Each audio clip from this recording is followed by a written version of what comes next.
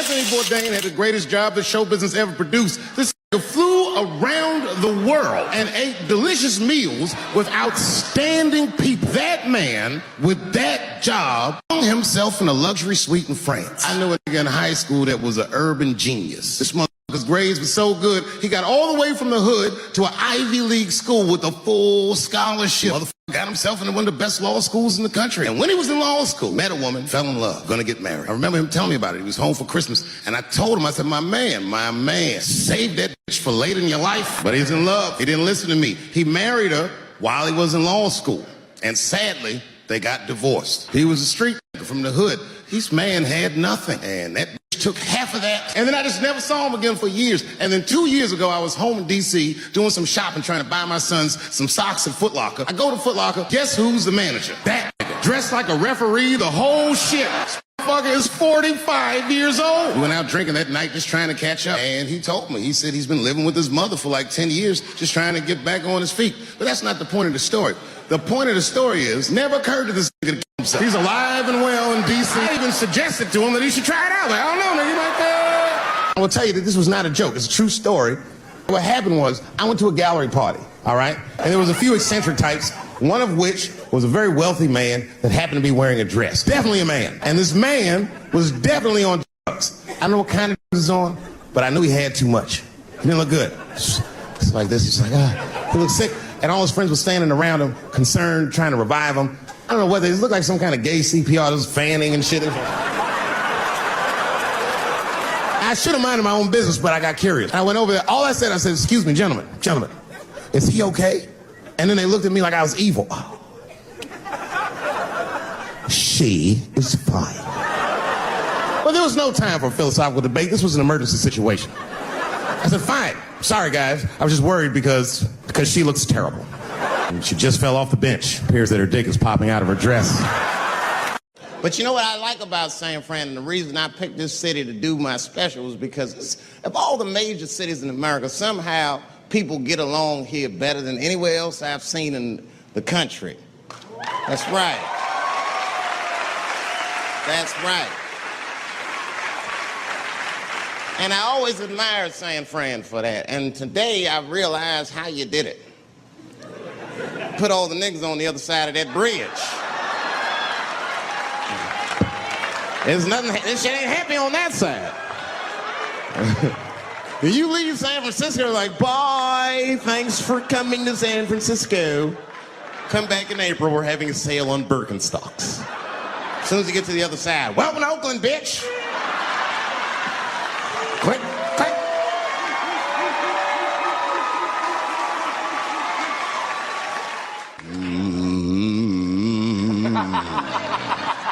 You know, that's just my grandmother used to sing that when she cleaning up.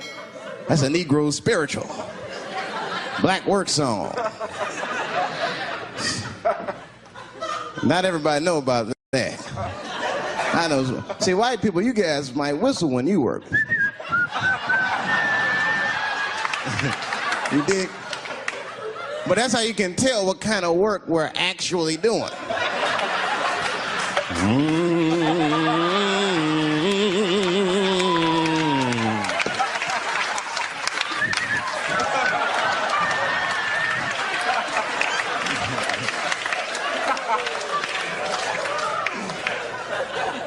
I study that kind of shit. I do. Anything that has to do with race. I read a little here, see a little there. And I travel. That's always good. Traveling has made me a racism connoisseur, if you will. You know, it's different from region to region. Anyone ever been down south? So you guys know what I'm talking about. Now, the racism down there is just fucking, it's perfect. It's due to a perfection. It's comfortable, it's out in the open. There are no secrets in Mississippi. Everybody knows the deal. Morning, nigger. Morning, sir.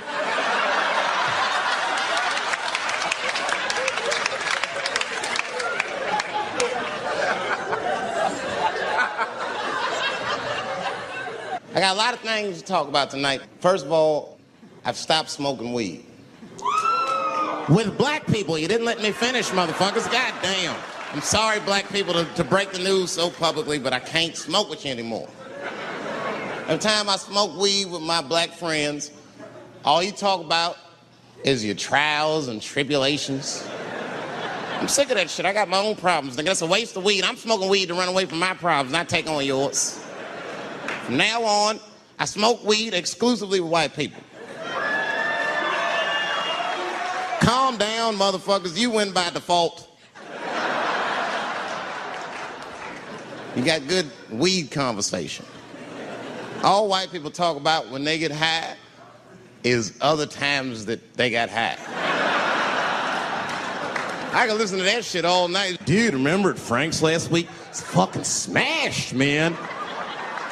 And catalogs everything they drink. 2 shots of Jaeger, tequila, 4 bong hits, man, beer, cheeseburger. That shit is great. Only bad part is you cannot pass out around white people. Every time white dudes pass out around each other, they always do some borderline gay shit when the guy's asleep. Frank fell asleep, so he like stuck a carrot in his ass and put shaving cream on his balls. Like, why, motherfucker? Why would you do that to a friend of yours? He trusted you enough to sleep around you. You gonna put a carrot in his ass? Is that nice? I tell you right now, if I put a carrot in a black dude's ass, a nigga will kill you when he wakes up for some shit like that. That is an automatic death sentence on the street. It's a rap for you. I'm gonna kill that motherfucker. I thought y'all was friends, baby. What happened? I fell asleep at his house, right? We was drinking, and I fell asleep at his house, and while I was sleeping, right? I'm just gonna kill that motherfucker, all right? That's all you need to know. And fuck carrots. Not up here. You hit the big cities, man. It's different. It's always a secret. And we should do like them. We should keep our shit out in the open, then a little. I mean, with limits. You don't want to say whatever comes to your mind. That might be a little much. White dude be walking down the street minding his business, and the brother walk up to him, hello. You white oppressor, you slave master rapist of Africa. Why, hello, my big lip spear chucking friend. Touche, hunky. So, Whitey, what did you do today, huh? Oppress a new land and make the people there Christians against their will?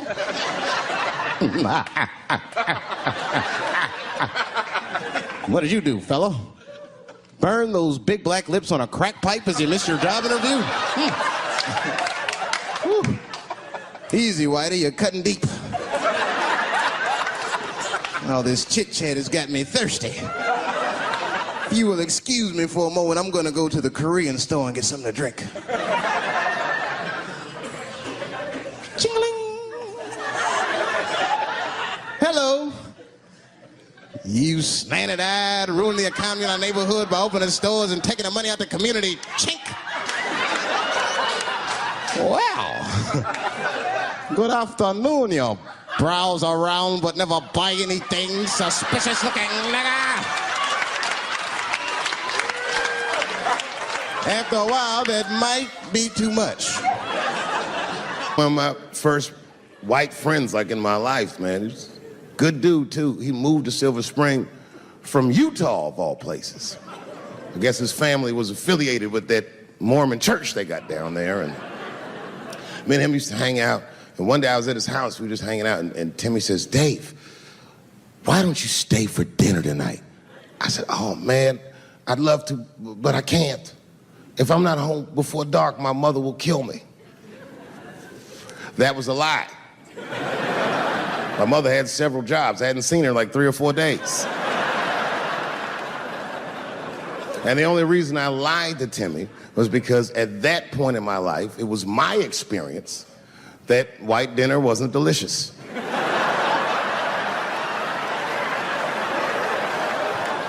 I'd rather go home and fry some bologna or some shit like that.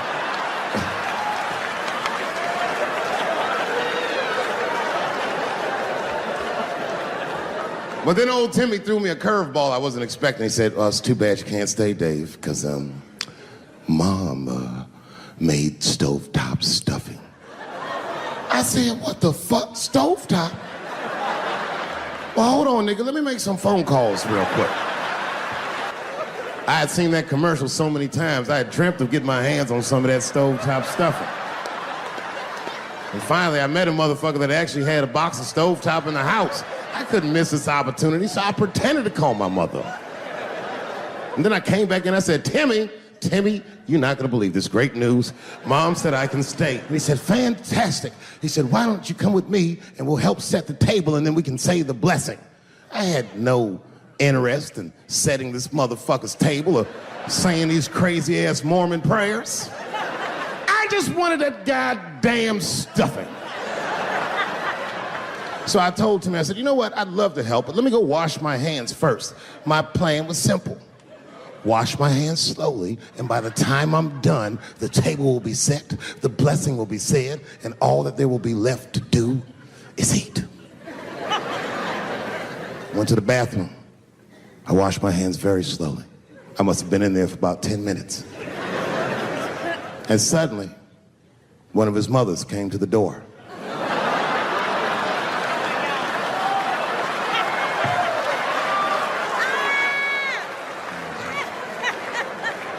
She was like, hi, David, right? I said, yes, ma'am. She said, Timmy tells me that you're planning on staying for dinner. I said, I hope that's not a problem, ma'am. She says, no, it's no problem. In fact, we'd love to have you. It's just that we weren't expecting company. And I'm afraid there's not enough stovetop stuffing for everybody. So I kicked her in the... Bam! Ladies and gentlemen, I told you I'm dope, nigga. I told you what I was gonna say and you still didn't see it coming. And that's why I make the big bucks. People only see the surface. They see the division in our foods.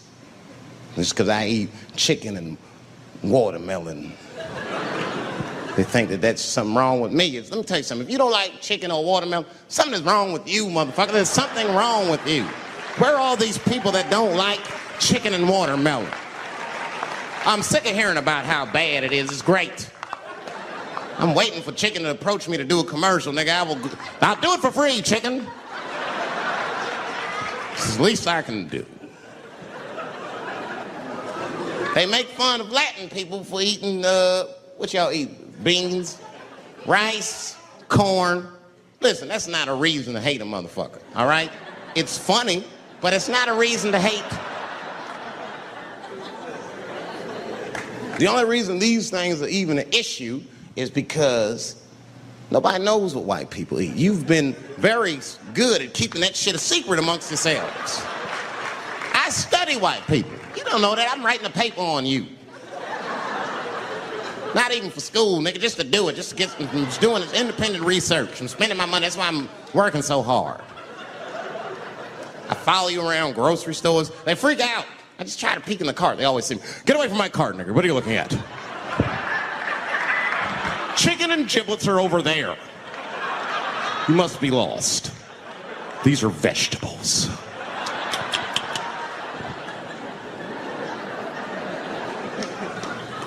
I know what you drink. See how quiet it got? Grape juice. Surprise, motherfuckers, you didn't know I knew about grape juice, did you? Oh, don't play dumb with me. Looking, what is it? A lot of black people don't have the privilege of knowing about grape juice because they have grape drink. It's not the same formula that you get. Ain't no vitamins in that shit. You might have one of your black friends over. Todd, would you care for a glass of grape juice? What? Nigga, what the fuck is juice? I want some grape drink, baby. It's purple. I don't think I know what a grape drink is. What? I have some apple juice if you want. What the fuck is juice? I want some apple drink. Scream.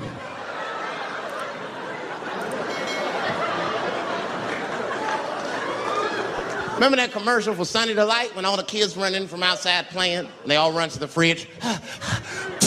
All right, I got some purple stuff, some Sunny D. As soon as you say Sunny Boy, yeah, tough time for the blacks. I'm not gonna say nothing about the police. I'll leave that for Chris Rock.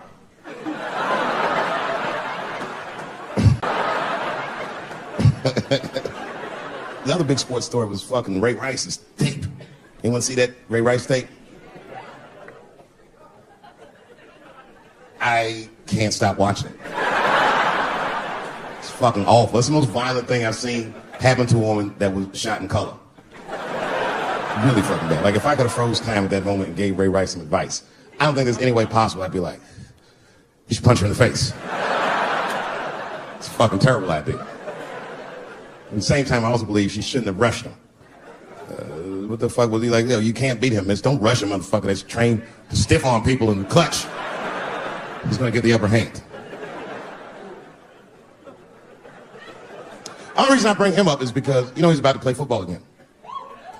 You didn't know that? The NFL was told by a federal judge they had to reinstate Ray Rice because he was transparent with their investigation. He told them exactly what he did. And they can't just change your ruling just because the tape came out. I get it. That's like if I'm hanging out with my buddies and I'm like, hey guys, guess what I did last night? I fucked this big fat girl I met at the club. And they're all like, oh shit, Dave, that's crazy. And then they see a tape of me doing it and they're like, we can't hang out with you anymore, Dave. That's not what this crew is all about. I'm like, what? I told y'all what I did. What's really fucked up is the tape was made before they were married. Isn't that weird? I don't know why she do that. I don't even know why he would do that. As a guy, would you want to live with a woman that you had once punched in the face with all your strength? That's some very bold color purple type shit. Silly, come out here and shave me.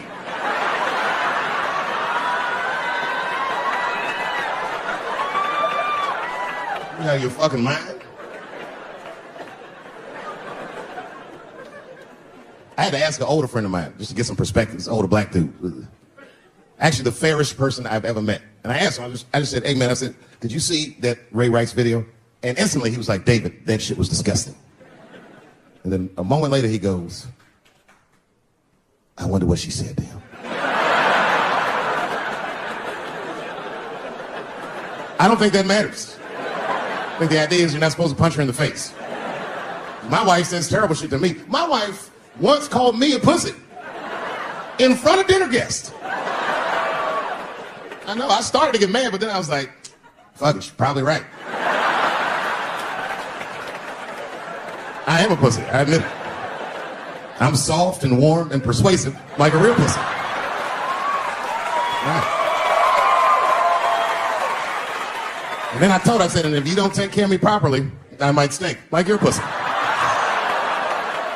Oh, we fight dirty at the Chappelle household. It's not a big deal. No. If you want to get to the bottom of a matter of the heart, what you're supposed to do is ask a woman. Now, actually, there's two women that I know. They're both college professors in this little area I live in. And I meet them twice a week at Starbucks for coffee. Talk about important shit. And I asked the girls who was in the coffee clutch, I said, yo, why y'all think that this woman stayed with Ray Rice after he punched her in the face with all his strength? And one of my girlfriends said, David, you need to wake the fuck up. She's staying for the money. Well, now, wait a minute, because my other girlfriend was like, I disagree. I think that she actually loves him. And I said, wait a minute, ladies, you know what? I think that you're both right. And what I was doing when I said that was preserving the possibility of a threesome with these bitches. I've been chipping away at this pussy one cup of coffee at a time for like 4 years. I was gonna throw all that hard work away with some Ray Rice shit. I don't care that much.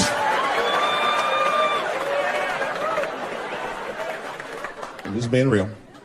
It's fucked up, man. It's a tough time for the blacks. I love you too. And then here comes the banana peel. I'm waiting on it in a second. You know that's how it starts. I saw in the paper today that the guy that threw the banana at me got arrested again because he threw a banana at another motherfucker in a bar in Santa Fe. Look it up online after the show. He actually did that. And that guy was black too. I'm just saying. And you know what the guy said he did it at night? He said, I did it because Dave Chappelle is racist. So, nigga, that's not The best way to handle that if I am racist. What if Martin Luther King just went around throwing tuna casserole on white people? Would that work? Huh? I seen your girl bubbling. She's drunk as hell, buddy. Listen, sir, I don't know what she's saying, but just take my advice. Get some water in her, or you're going to have some dry pussy when you get home.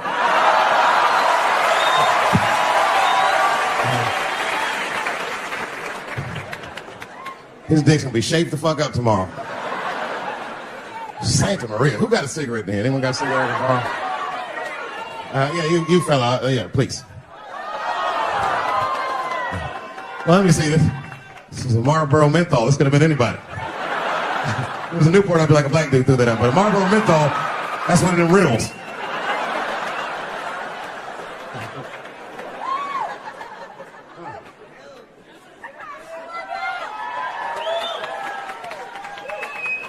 Is the word pussy offensive?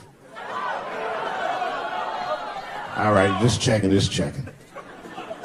I asked that crowd when we was in Denver, I said, is the word pussy offensive? And the whole crowd said no, except for two people. One was a woman in the front. She's older than me, maybe around my age. Definitely a feminist. You know what I mean? Short haircut, plaid shirt, you know what I'm saying? And she didn't say it offended her. What she said is, she said, I'm uncomfortable with that word. And I was like, really? You?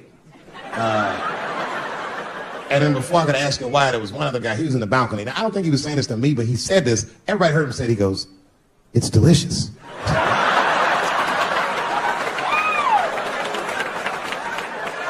I don't think I've ever heard pussy called delicious before in my life. Now, this is not to say that it's bad, but it's definitely an acquired taste. I don't think any of us tasted pussy our first time like, it needs something. You know, it's illegal for a gynecologist to say the word pussy. They can only say vagina, or they can name individual parts medically, but they can never say shorthand, even if the gynecologist is a woman. I feel like if it was a woman gynecologist, it's cool. Like, am I all right? She's like, girl, that pussy is.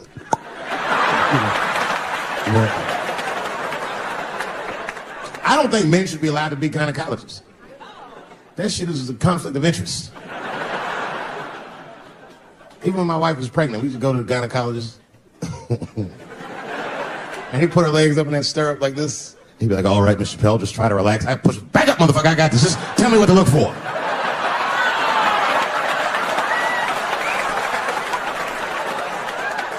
One of those home-style checkups. There's too many ethical questions when men do that. Like, can a gynecologist lose their license for smelling their fingers during an exam? Is that illegal? How could they not? These are men.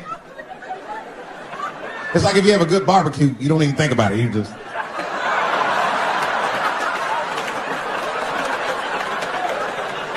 The word pussy is only offensive if you're older. People my age and younger, I don't think we dance to that shit. The song come on the radio, it's I beat the pussy up. That's on the radio. I beat the pussy up. That's a pretty harsh song. It's like nothing like a love song. There's no tracks of his tears, no midnight trains to Georgia. This man simply beats the pussy up. Unbelievable. You don't even know if he's having sex with these women. They might just pull their pants down. He'd be like, bah! G-Unit.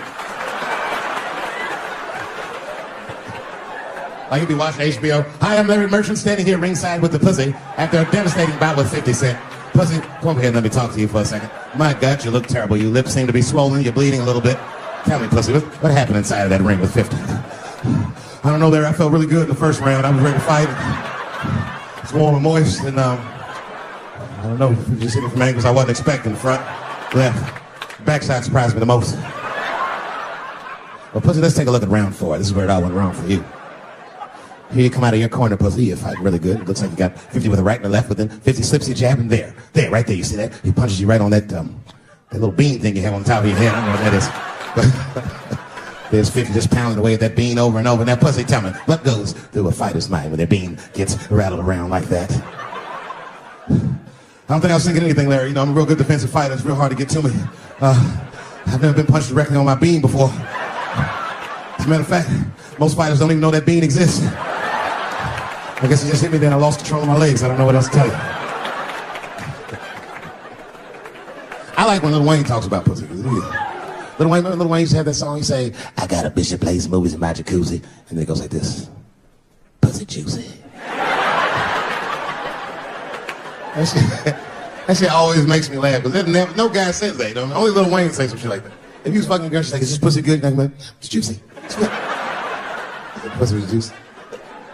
That's why I'm not Lil Wayne. Because if I was in a hot tub with a girl and I could tell that the pussy was juicy while I was in the hot tub, I'd probably get out of the tub. I'm a germaphobe. I just picture Lil Wayne like, what is this strange oil floating in my hot tub water? It's pussy juice. That shit was so funny to me, I must have wrote like no less than 40 jokes with the punchline pussy juice. And all of them worked to some degree 100% of the time. I'll do one more just so you believe me, okay?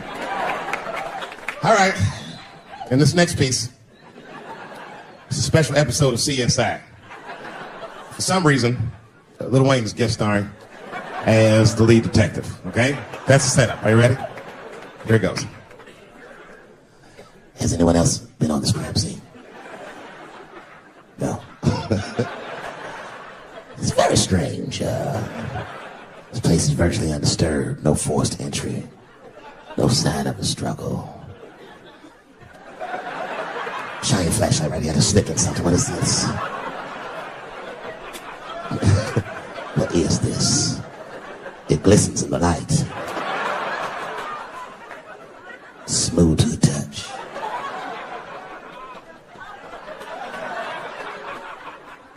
This is pussy juice.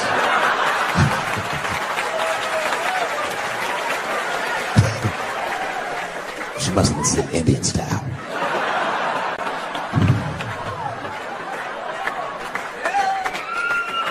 Everybody's mad about something. Recently, I got attacked online by some gay bloggers, and it hurt my feelings.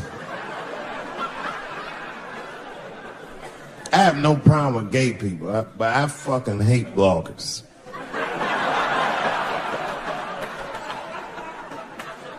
I'm not saying it because this person was gay. They was acting like a bitch online. They was like mischaracterizing my jokes, trying to make a point off of me, when it's like, yo, I'm your ally, motherfucker. I'm not trying to stop gay people. I got better shit to do.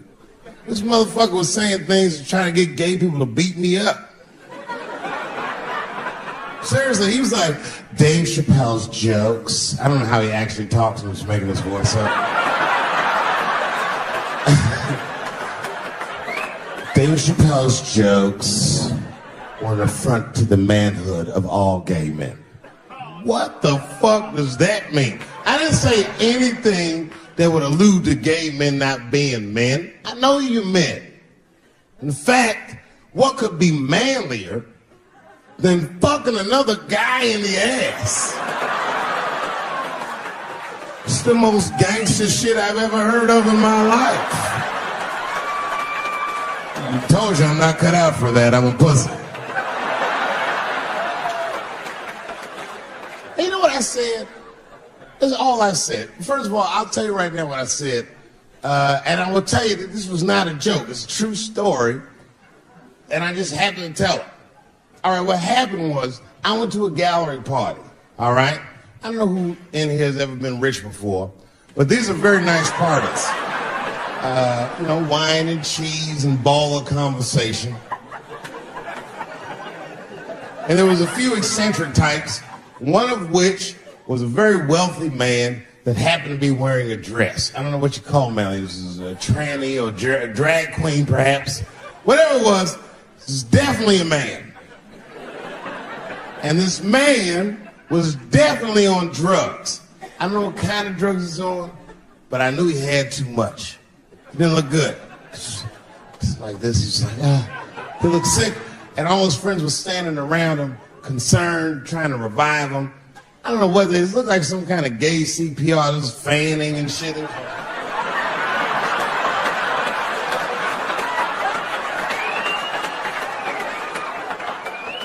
I saw all this from a distance. Now, I should have minded my own business, but I got curious. I was like, oh. And I went over there. All I said, excuse me, gentlemen, is he okay? And then they looked at me like I was evil. She is fine. Say, word? Oh. I'm sorry, I didn't know this is what we were doing. Here's my thing. I support anybody's right to be whoever they feel like they are inside. I'm your ally in that. However, my question is, to what degree do I have to participate in your self-image? Is it fair that I have to change my whole pronoun game up for this motherfucker? That doesn't make sense. Seriously.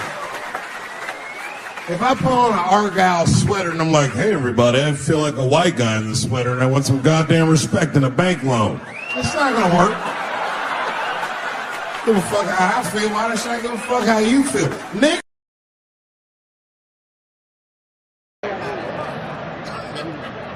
All these movements, not to get deep, all these movements probably started, not even the 60s. All this shit started in 1945. That's when America just fucking lost its mind. It was after that Second World War. Think about it. Because black Americans went off and fought in the war. They went to Europe. They made more money than they ever made in America. They might even got their dick sucked by white women. And then they came back to the United States and they looked around and they said, you know what? I don't like the way I'm being treated around here. But it wasn't just black dudes. At the same time, all the women in America went into the workforce because all the men were gone. That's when you see that old poster in the 40s with that dyke, like, we can do it. That's where that's from. And these women made money, and then the dudes came back home and started telling these women what to do, and they were like, yo, I'm not feeling you, nigga. At the same time, the CIA started experimenting with a drug in San Francisco. Back then, nobody knew about it, called LSD. By 1960, all the white kids in America were like, it works. And a new school of thought was unleashed on the American consciousness. People had never even thought like that before, and now they were thinking like that in mass. White kids in mass were like, fuck our parents' plans for us. By the time 1960 rolled around, the President of the United States was 42 years old. He was the next best hope. And they blew his brains out in Dallas, in fucking parade. That's the most gangster shit. There were 8 major assassinations in the 60s. Kennedy, X, King, Everett. And then, by the 70s, the white youth culture and the Black Panthers and the black youth culture started to merge. And you started to see Timothy Leary meeting Eldridge Cleaver in Africa, not Oakland. And that was the beginning of the 70s, one of the most turbulent decades this nation has ever seen. And I say all that to say this, that in that turbulent historical context, Bill Cosby raped 34 people.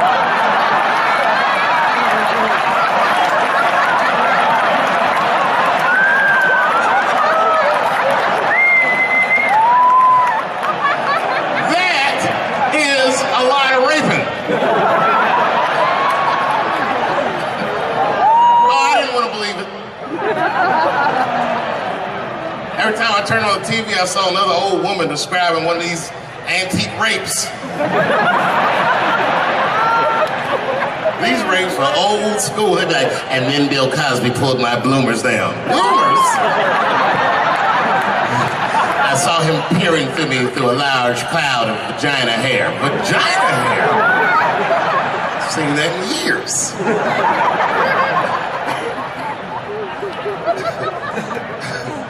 I saw that shit. I said, these people are obviously trying to destroy Dr. Cosby's rich legacy.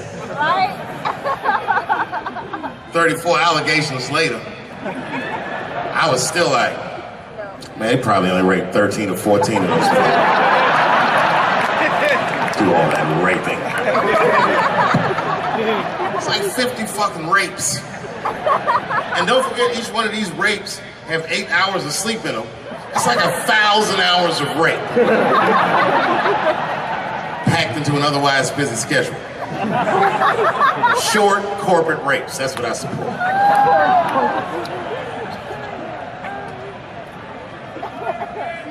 Why would they sleep? That's what I don't understand. Why Bill Cosby making all these girls sleep? Like, look, man, I'm not even as famous as Bill Cosby was, but I know 20 girls I could call right now and be like, yo, come to my place for a drink, and I'm gonna put something in it, and you're gonna fall asleep, and I'm gonna fuck you while you're sleeping. And they'd be like, cool, nigga, cool. What time you want me to come over?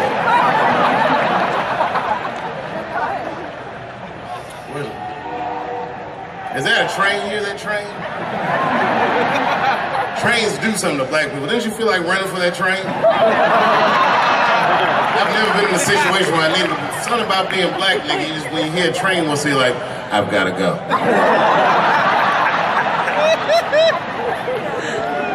Just wanna run away. No, man, for real, it's not comfortable like it used to be. I don't know how transgender people beat black people in the discrimination Olympics. If the cops shot this many trannies, you'd be like, it's a goddamn conspiracy. Right.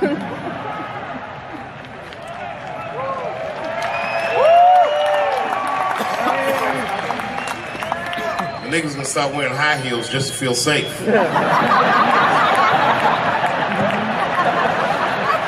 Problem, officer? Was my bag and purse all matched? Is there a problem?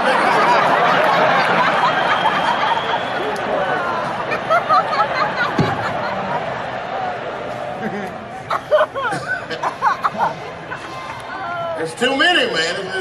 It's too many. There was one good one in California where the lady got beat up in traffic. You see that shit on YouTube? Yeah. And they beat the shit out of her. You watch the tape, you be like, well, what did she do? Turns out she didn't even do anything.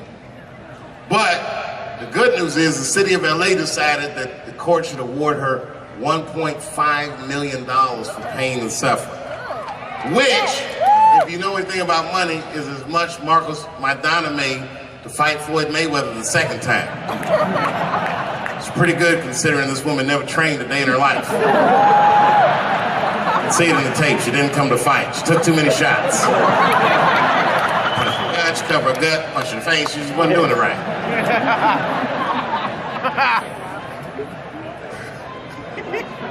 What?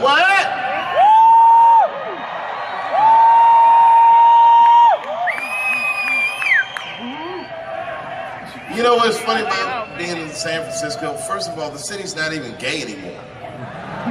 Gay people can't afford to live there. They just visit. Gay people got their money tied up in other shenanigans.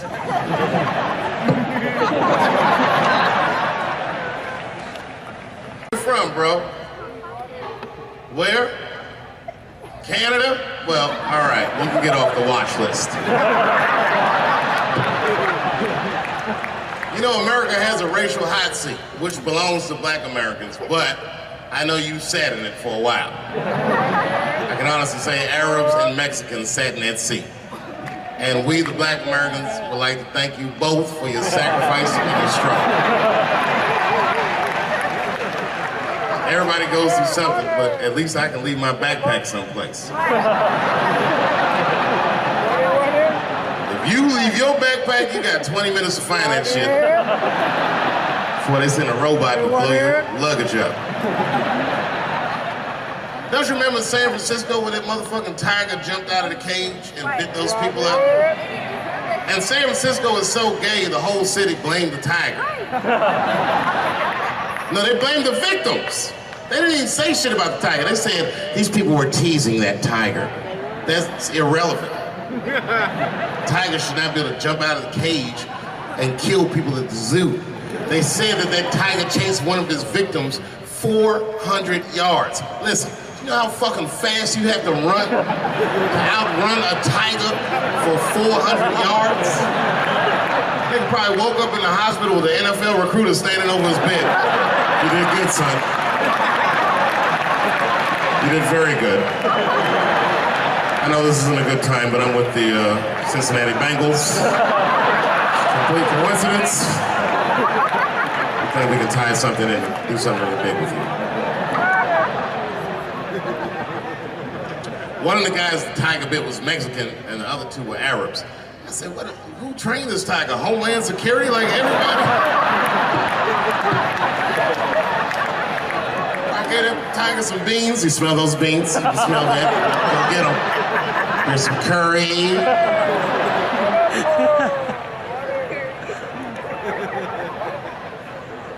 I see a lot of Indians in San Francisco. I always wanted to be in a Bollywood movie. Because Bollywood movies are deep, but at the end of the movie, no matter what kind of movie it is, there's always a dance number to make you feel better when you go home. Even if it's Precious. At the end of the movie, Precious would just jump out of the coffin. I don't have AIDS.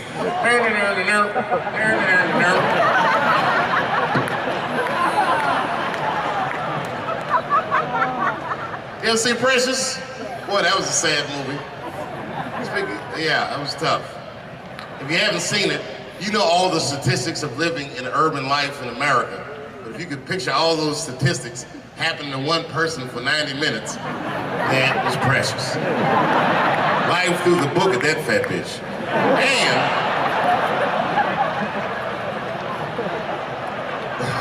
And the music haunted me.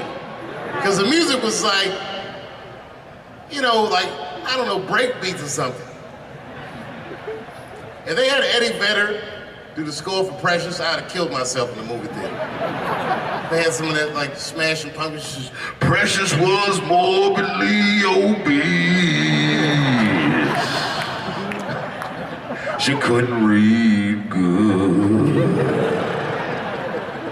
She was a victim of incest, and the baby had Down syndrome. Still the first verse, nigga. You gotta see the movie.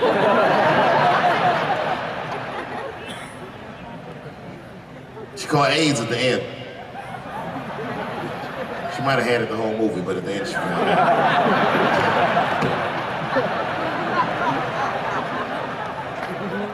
That's one way to lose weight, you know. It's a fucking movie. Precious is a fictitious character. I'm sorry about it. It's a fucked up movie. It was a fucked up movie. I got scared when I went to see Straight Outta Compton. And Eazy-E caught AIDS at the end. That shit freaked me out. Because I didn't know you could get AIDS from firing your manager.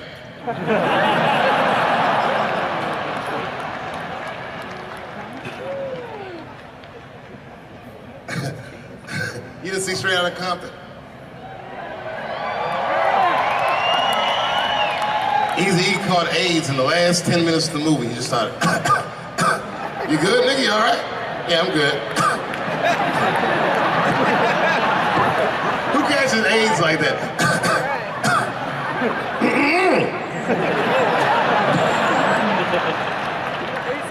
AIDS does not sound like that. It's a racking cough. Isn't AIDS weird that a disease came out of nowhere in the 80s that doesn't kill anybody but niggas, fags, and junkies? What kind of disease hates everybody that old white people hate? I think the government hid that shit in disco balls. Only fun people get AIDS.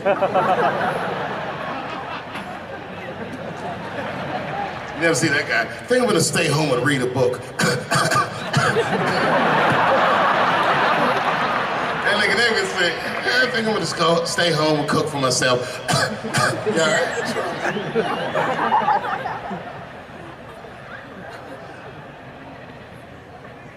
Remember when Donald Sterling made that tape? Said all those bad things about black people? That tape was fucked up. But that goes to show everybody, if you get old and white and racist in America, whatever you do, don't tell your black girlfriend about that shit, because that's who made the tape. She taped everything. The tape was embarrassing.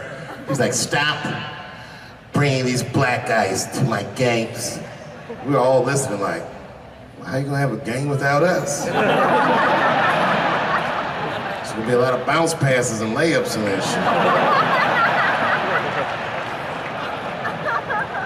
And then it turned out the black guy he was speaking of was none other than Magic Johnson, NBA legend and billionaire. Unfucking believable. Didn't even mention the fact that he had AIDS, which is the first thing I would have said to my girlfriend. This guy must be very racist if AIDS is the footnote.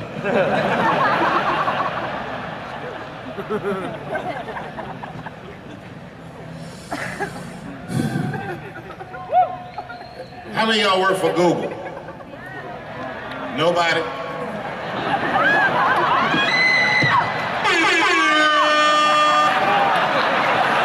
Thanks, Fuse.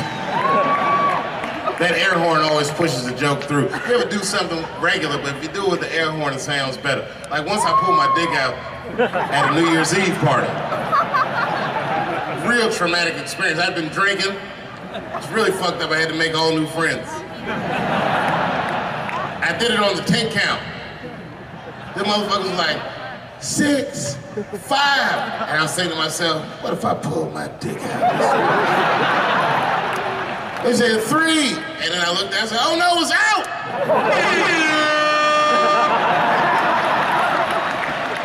That air horn pushed me over the top. I pulled that shit out. I was like, oh!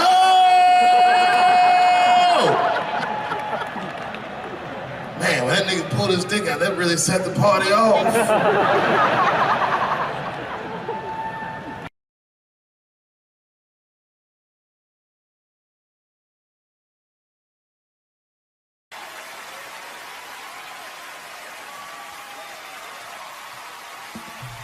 Ladies and gentlemen, Dave Chappelle.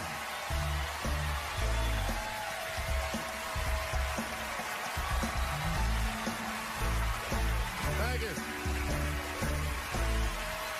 Oh boy, I'm very nervous. No pressure. During the Civil Rights Movement, I can't read what's on the teleprompter. Some about black America and white America. There's black Americans and there's white Americans. We're all one America. So if you don't mind, this is not live, is it? I imagine whatever I say, you could just edit it out. Let's try it a few ways. Lou, are you in the booth? I am. All right, good. You know what, Lou? Let's just play around with it and see if we can get it right, get this clip package on, and then let me go home, all right? You got it. All right. Ready. All right, count me in. 5, 4, 3, 2, 1. Wu-Tang. I'm just with you, Lou. Let's do it again. We're gonna do it again. We'll get it right. Here we go, Dave. 5, 4, 3, 2. You know, when I was a comedian starting out in Washington, D.C., right here in this city, 1988, I'll never forget this. It was a comedy club owner that banned profanity from his comedy club. He said it offended his audience, and this was a cause of major concern for all the comedians in the circuit. And we all called a meeting, and we had the owners come, and it was the club owners, and it was the comedians. It was the classic labor dispute. The club owners laid out their case. There cannot be profanity in these clubs because that offends people. And there's a comedian who's still a good friend of mine to this day. He lives right here in Washington, D.C. He stood up and he said, he's black, I should tell you, because it's important to the story.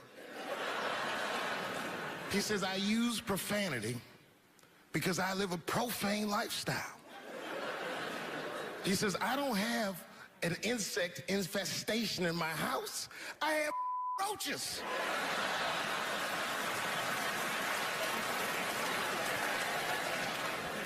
My favorite comedians are like musicians, and the audience is their instrument. And the music they make is your laughter. And that's the laughter that I scored my entire life to. So now, some of my favorite American comedic composers. Thank you.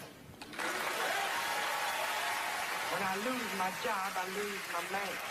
Treat me like a dog, he called me a dog. Yes, he did. What did he call me? An old dog. Sometimes I wished I was a dog and he was a tree. When you stop and think, football's a fair sport for my people. Only sport in the world, a Negro can chase a white man and 40,000 people stand up and cheer him. See, in my neighborhood, the kids have a kind of a dubious reaction to that whole Santa Claus concept. They just don't believe that a white man will ride a reindeer through Harlem after midnight.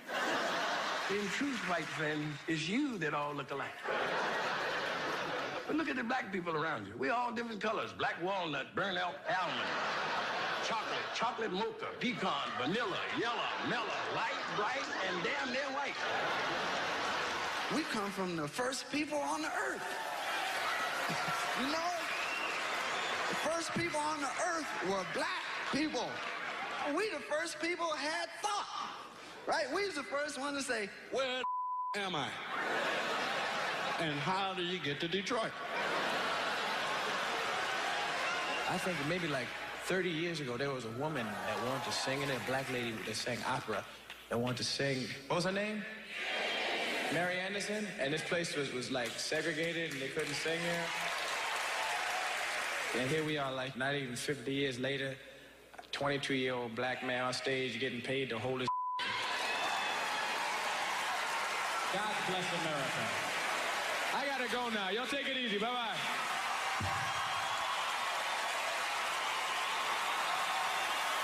Janelle Monáe, Will Smith, Common, Gladys Knight, and John Legend when we continue. Yeah, man. Well, you ladies are right. To be honest with you, your lives look terrifying to me. They do, man. I know nothing about being a woman, but I know fear. Yo, I used to live in New York when I was 17, and I couldn't even pay my bills. You know what I did to make money? I used to do shows for drug dealers that wanted to clean their money up.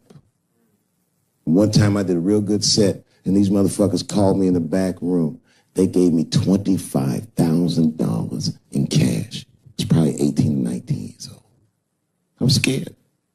I thanked them profusely. I put that money in my backpack. I jumped on the subway and started heading towards Brooklyn at 1 o'clock in the morning. Never been that terrified in my life. Because I never in my life had something that somebody else would want. I thought to myself, Jesus Christ, if motherfuckers knew how much money I had in this backpack, they'd kill me for it. Then I thought, holy shit. What if I had a pussy on me all the time?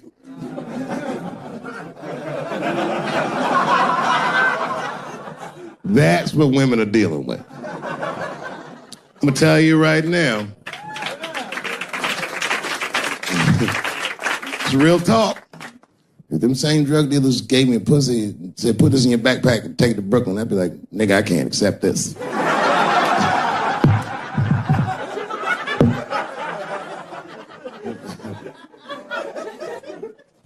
I empathize, man, you know.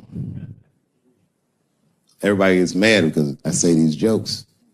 But you understand that this is the best time to say them. More now than ever. And I know there's some comedians in the back. Motherfucker, you have a responsibility to speak recklessly. Otherwise. New York Times said that Louis C.K. jizzed on his own stomach. You know, I've busted a lot of nuts in my day. None of them were newsworthy. Shit was really gross, because they didn't just say it like I said it. They didn't just say jizz on the stomach. They said it in that fucking Pulitzer Prize winning style that the New York Times has. It was very descriptive, like, you know what I mean?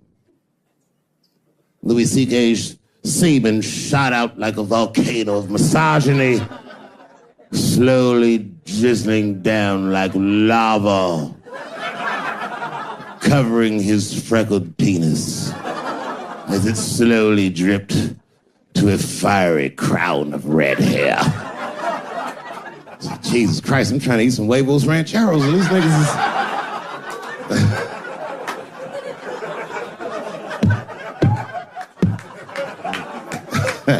And you know, the tough part, being a comedian, knowing the motherfuckers, everybody comes up to me like, did you know? Did you know what Louis was doing? No, bitch, I did not know. The fuck you think we talk about at the comedy club? Hey, nigga, how was the weekend? Great, man. I was just jerking off in faces and coming on my own stomach, having a good time. You know how this business is. No, I didn't know. They act like we sit around like Grease. Tell me more, tell me more. Did she put up a fight? Dun, dun, dun, dun, dun, dun, dun, dun, dun, dun. Sorry, I don't know the choreography, but you get the point. You get the point. She was intense. But Louis was like the turning point. I mean, you know, all these allegations are terrible. Louis was the only... I shouldn't say this, but fuck it. His allegation was the only one that made me, like, laugh. Well, if you think about it... Because all his friends is reading it, and he's jerking off, and he's surprising people. He's surprising me.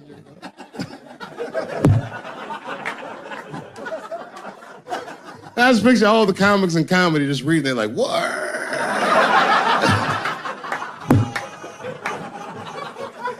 It's terrible. I know it's terrible. I'm sorry, ladies. You're right. You are right. But at the same time, I mean, you know what I mean? I don't know. Jesus Christ, they took everything from Louis. I was like, I don't know, it might be disproportionate. I can't tell. I can't tell. This is like where it's hard to be a man. One lady said, Louis C.K. masturbating in front of me ruined my comedy dreams. Word? Well, then I dare say, madam, you may have never had a dream.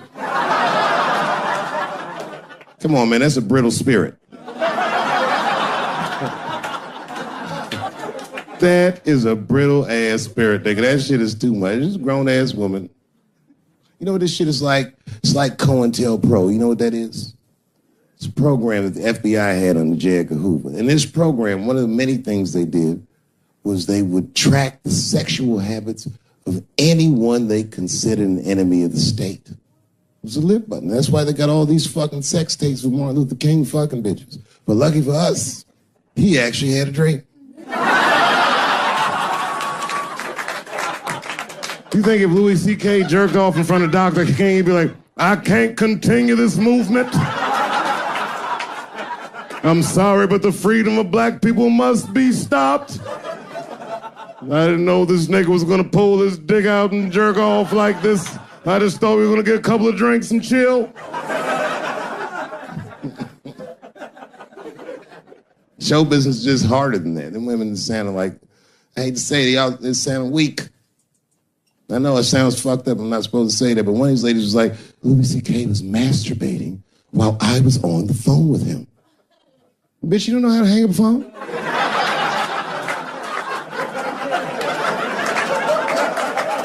How the fuck are you going to survive in show business if this is an actual obstacle to your dreams? I know Louis is wrong, ma'am. I'm just saying I'm held to a higher standard of accountability than these women are. Don't forget who I am. Don't forget what I am. I am a black dude.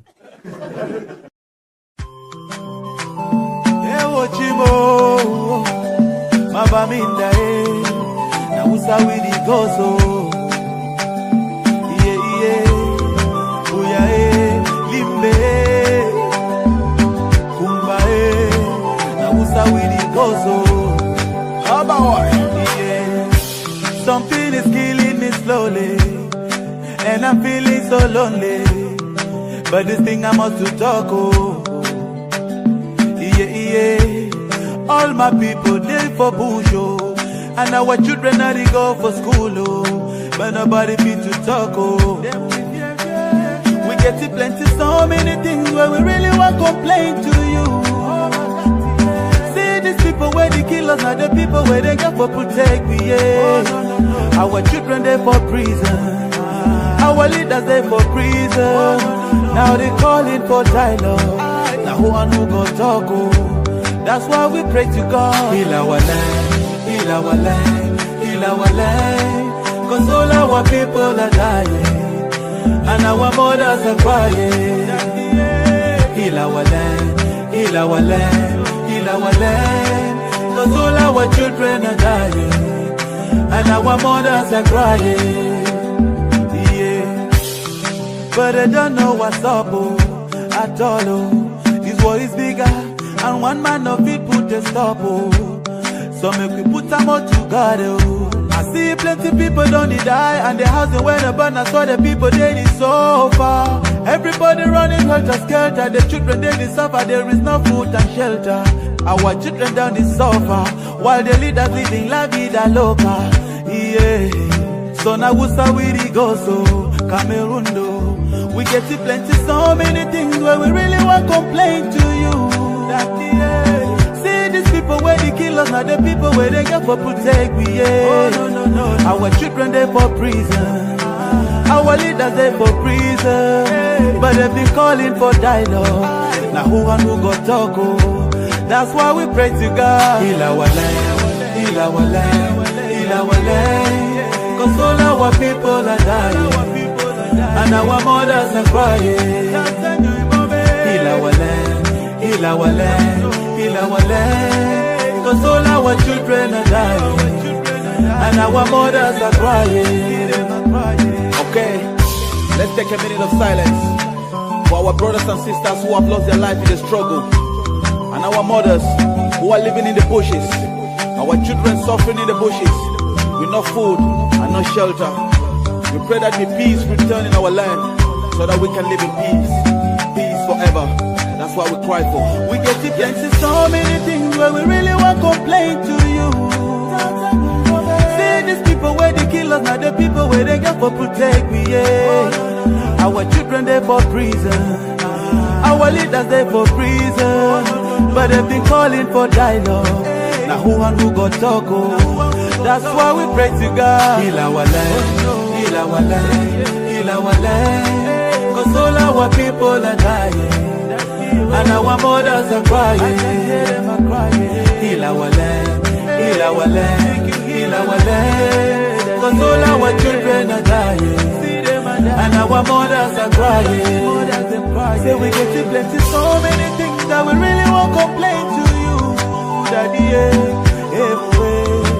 Now we start with the go so.